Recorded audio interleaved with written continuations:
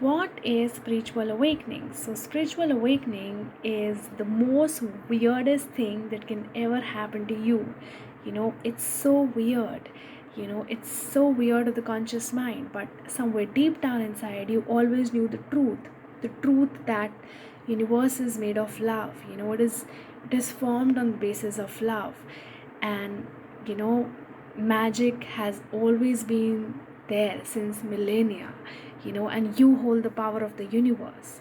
So, somewhere you always knew the truth deep down inside you. But when spiritual awakening really happens, when it really comes in your face, it seems so weird. It's because we have been so used to be in dark, to be in illusions. When things really come up when the light really appears, it is quite weird to your conscious mind. So, in that context, I have you know something to share. When I was saying all of this, it reminded me of, I once read about allegory of cave. This is one topic, one subject that was talked about by a Greek philosopher, Plato.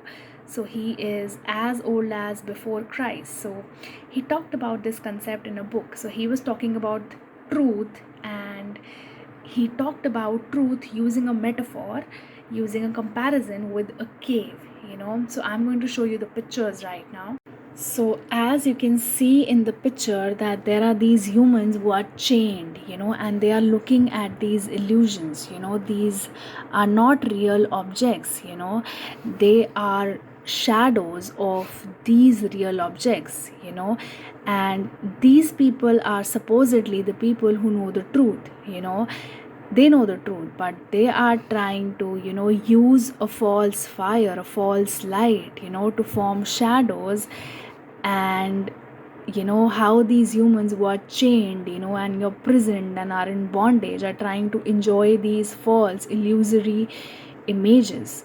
you know and until one day, someone, someone among them really breaks off.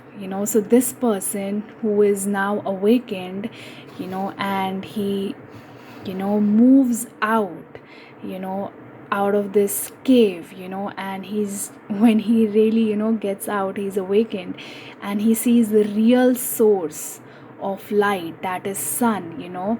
He's it is so much of it is so much of light that he has to cover his eyes with his hands. It is so much of light that he has to cover his eyes with his hand, because it's his first time, of seeing the real light, of seeing the real source of light. And he has broken away from these, from these chain, from these bondages.